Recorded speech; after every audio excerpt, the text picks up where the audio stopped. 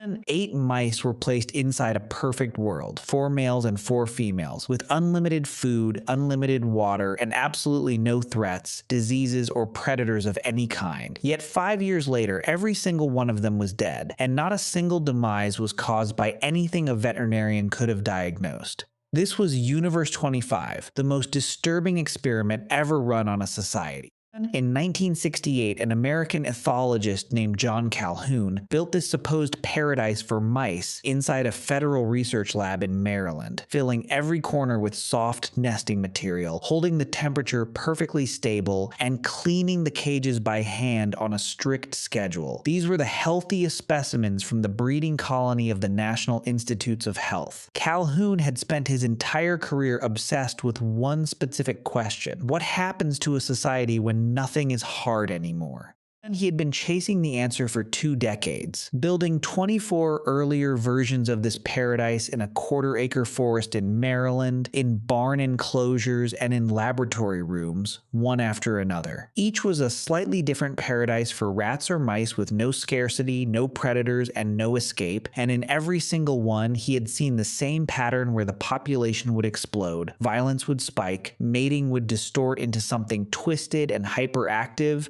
then collapse into apathy, and the colony would die. He had documented this pattern 24 times, and this 25th was meant to be the perfect, clean experiment, the final answer that nobody could argue with. He set it up inside a federal research lab in Maryland, a 9-foot square enclosure with apartments stacked along every wall, reached by mesh tunnels running floor to ceiling, which Calhoun called walk-up apartments. Each was fed by hoppers that never ran empty and water bottles that never ran dry.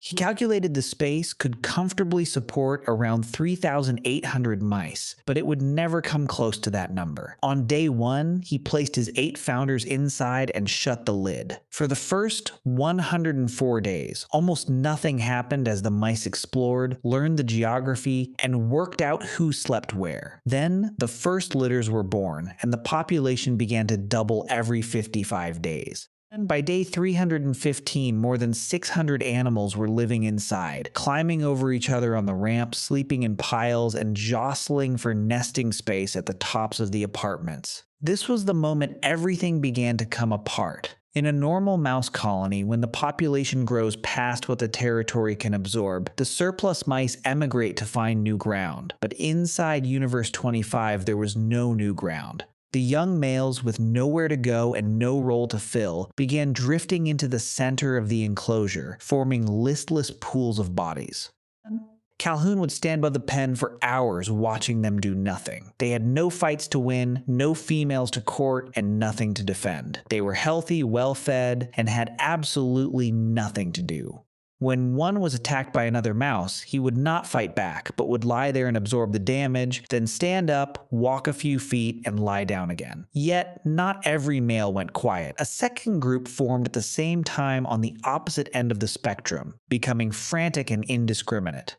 They moved through the enclosure faster than any other mice, forcing themselves into nests other males were trying to defend, skipping the courtship rituals every other mouse still followed, and refusing to be deterred even by violence from dominant males. In the worst pockets of the colony, behaviors began to appear that no functioning mouse society had ever produced. Some responded with their own retreat. Those who could not find a place in the social order climbed to the highest apartments and lived alone, stopping all interactions with males and refusing to reproduce. Calhoun also noticed a phenomenon he called the behavioral sink, where even though food was equally available everywhere, the mice began crowding compulsively around a few specific feeders. They would not eat alone, as the presence of other mice had become so deeply wired into their feeding instinct that a feeder without other mice, no matter how full, was useless to them, causing the crowding to get worse and worse around a handful of stations, while the rest of the enclosure sat almost untouched. Then, the mothers who were still trying to raise pups began to fail in a much darker way. Defending a nest in that environment took constant work, and the males who had originally claimed territory grew exhausted from patrolling and stopped protecting their families. This forced the mothers to defend the nests themselves while still nursing, and they turned on their own young, abandoning them in scattered places, forgetting which pups belonged to them, or failing to recognize them entirely. In the worst stretches, mothers began eating their own offspring, and in some sections of the colony, fewer than 1 in 20 newborn mice survived to weaning. Calhoun would write later that by that point, the social fabric of the colony was effectively dead. The bodies were still alive, but the structure that held them together as a species was not. The pups that did survive were raised by mothers who barely cared whether they lived, growing up with no model of what a functioning life inside this place looked like. When they grew up, they behaved like nothing Calhoun had ever seen. The males of this generation never fought, never tried to mate, and never engaged in any social activity at all. They ate, slept, and groomed themselves obsessively. Their fur stayed perfect because they never got into a single fight, moving through the colony as if no other mouse existed. Calhoun named them the beautiful ones. They looked externally like the healthiest mice in the entire colony, but they were also functionally dead. They never tried to reproduce, they could not socialize, and because their nervous systems had developed inside a world where every social role was already filled by someone else, they had simply opted out of the species. On day 560, the population peaked at 2,200 mice, and it would never go higher. The last successful conception inside Universe 25 happened on day 920, and after that, no new mice were born. The colony continued to age, the beautiful ones kept grooming themselves, the secluded females stayed in their high apartments, and violence carried on in pockets with no purpose left to it. And one by one, the mice died of old age, with no replacements coming up behind them, until on May 3rd, 1973, the last mouse in Universe 25 died, 4 years and 10 months after Calhoun shut the lid. He wrote that the mice had died 2 deaths. The first was the death of the spirit, and the second was the death of the body, with the first happening years before the second. When his paper came out, the world ran with the obvious reading that comfort kills, abundance kills, and a life with no struggle is a life that destroys itself.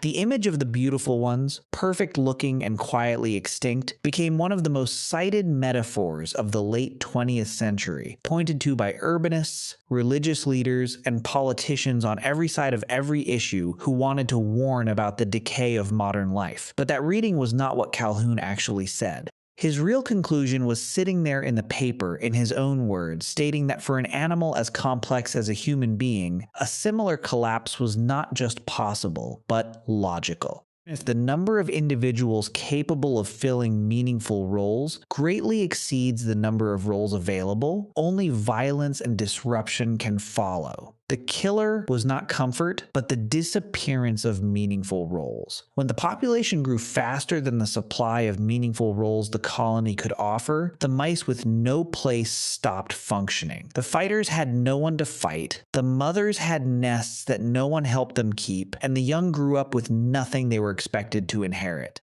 The structure that gave each individual mouse a reason to participate in the species evaporated. The food never ran out, and the water never ran out, but what ran out was the friction that made being alive feel like something, a vital detail nobody had thought to put in the paradise to begin with. Calhoun himself was not a doomer. He spent the rest of his career not predicting collapse, but trying to prevent it, building new universes, changing the variables, and looking for the single thing he could put back into a paradise that would let it keep working. And he believed it could be done, and that humans could choose differently than the mice did. He wrote that as physical space contracts, the only way forward is to extend ourselves into conceptual space, into ideas, into networks, and into the work of building roles that did not exist before, a concept he called ideational generativity, which is simply a way to keep making new reasons to be here. But the experiment is still sitting there in the data, a perfectly designed paradise, 5 years, a complete extinction, and a cause of death no toxicology report would ever be able to name. And the mice did not have a choice, but we still do, and what happens next is on us.